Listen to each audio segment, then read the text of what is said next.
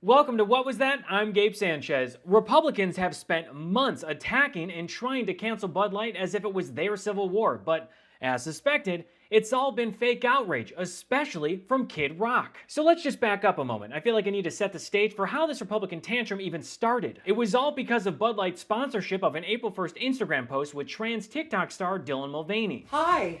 Impressive carrying skills, right? I got some Bud Lights for us. So, I kept hearing about this thing called March Madness, and I thought we were all just having a hectic month, but it turns out it has something to do with sports. And I'm not sure exactly which sport, but either way, it's a cause to celebrate. This month, I celebrated my day 365 of womanhood, and Bud Light sent me possibly the best gift ever, a can with my face on it. Check out my Instagram story to see how you can enjoy March Madness with Bud Light and maybe win some money too. Love ya! Cheers! The party that calls other people snowflakes got so in their feelings over a can with a trans woman's face on it that they decided to boycott it. This beer sucks. Dang, Willie! Bye-bye, Bud Light. Today, they go down the drain. And of course, would be my choice. Where it now belongs. Hey Budweiser, I've been drinking your beer for probably 35 plus years. Not anymore.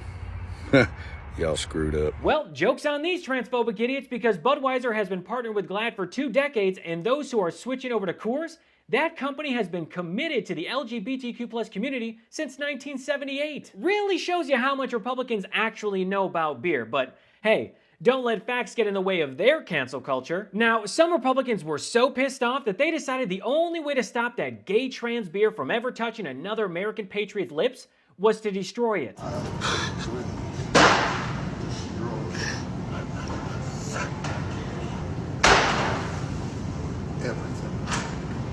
Bruh. This guy was ripping through cases of beer as if he was looking for a golden ticket to Willy Wonka's chocolate factory.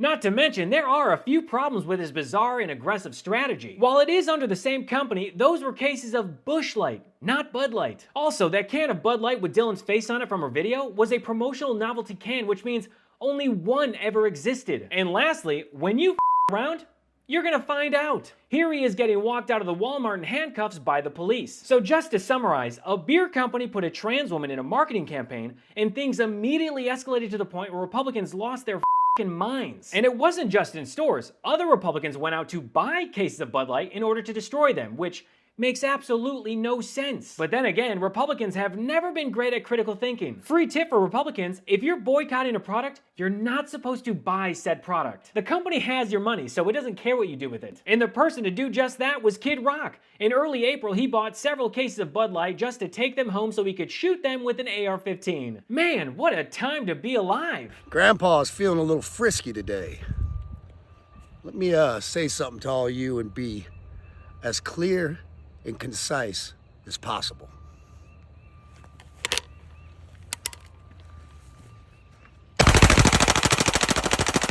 Wait, hold on a sec. Did you all notice that shooting pattern in the video? Someone is shooting another high-powered rifle off-screen from the right, which means there are at least 3 people trying to own the libs right now. Kid Rock, a second shooter, and the person filming. But let's see if Kid Rock has anything more to say. Bud Light and Anheuser-Busch. Have a terrific day. I don't know about you, but Big Bad Kid Rock shooting cans of watery beer and giving Anheuser-Busch and Bud Light the middle finger is very scary and very intimidating. So after this video came out, Kid Rock became the poster child for transphobic hate and trying to cancel Bud Light. It was like they were saying WWKRD. What would Kid Rock do? I mean, WWRJRD. What would Robert James Ritchie do? Well, Robert certainly wouldn't lie to everyone and turn out to be a hypocrite. No, I'm not talking about Robert actually growing up in an upper middle class family on a wealthy estate 40 miles outside of Detroit. Nope, I'm not talking about him drinking Bud Light and partying with drag queens. That was so 2003. It's 2023 and Kid Rock is a full-on raging transphobe. And no, I'm not talking about April 8th at the UFC fight when Kid Rock decided that he was on Team Coors. Again, a company that has been pro-LGBTQ+ since 1978. I'm actually talking about him attending Colt Ford's show at the Sky Deck on Broadway in Nashville and drinking an ice-cold can of Bud Light. I can just see MAGA crying right now. Yo, I'm about to have a panic attack. And I know exactly what Republicans are going to say to this. That's not Kid Rock. That's some guy who looks like Kid Rock. Well, not so fast, because wouldn't you know it, I have a video posted from the Sky Deck on Broadway's Instagram account. I see y'all looking donuts and donuts at the baddest motherfucker I know is Kid Rock. So as you can clearly see, it was Kid Rock on the balcony with a Bud Light in his hand. This feels like I just solved a game of Clue. You know what, actually? I'm just gonna give him the benefit of the doubt and assume that he never looked at the can. Everyone makes mistakes. What? He sells Bud Light at his restaurant in Nashville? We'll see for ourselves. Let's take a look at Kid Rock's big-ass honky-tonk and rock and roll steakhouse. Jeez, that's a mouthful. According to his menu, they serve a variety of premium beers, such as Corona, Heineken, and PBR. Wait, PBR is a premium beer? Anyway, he also serves domestic beers such as Budweiser, Bud Light Lime, and Busch Light? Wait, what the f***?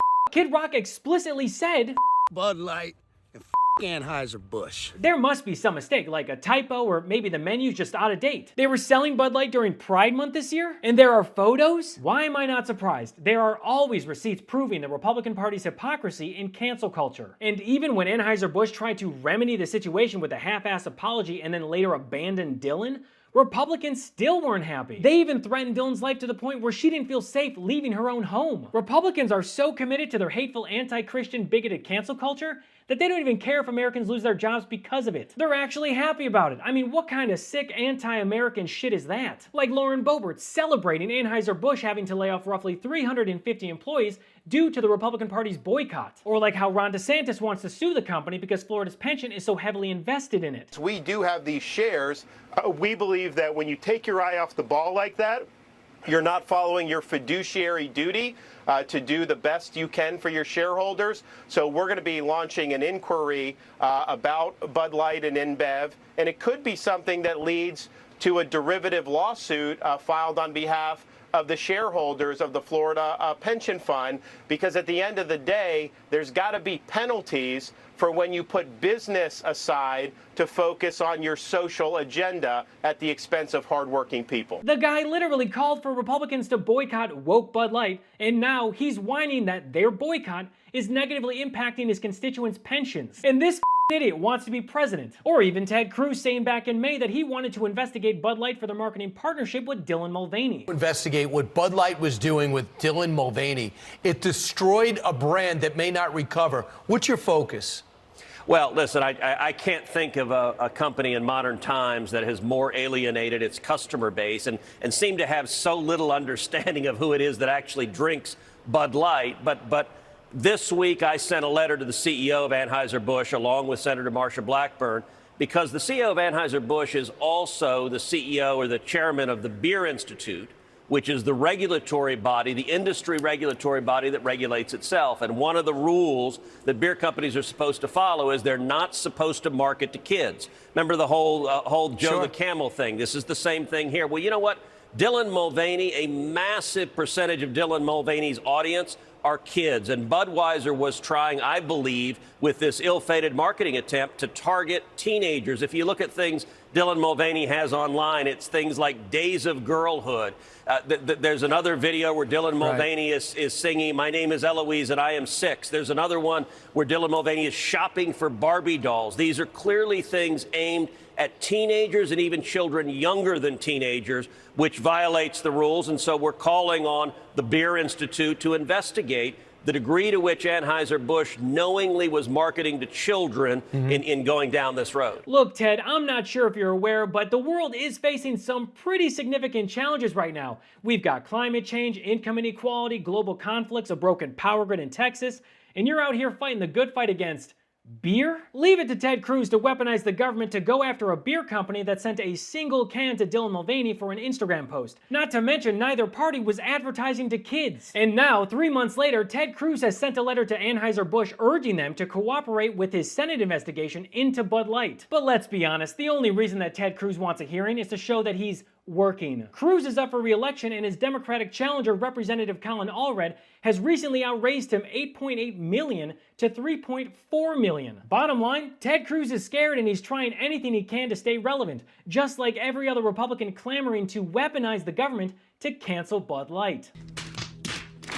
Well, that's all for me today. Thanks so much for watching, and feel free to connect with me at I Am Gabe Sanchez. And if you feel like supporting me as an independent creator, make sure to check out my Patreon. As a member, you'll get access to episodes before they release, a bonus show on the weekends, discounted merch, and live Q&As. To subscribe, go to patreon.com/IamGabeSanchez. So until next episode, I'm Gabe Sanchez, and this has been What Was That?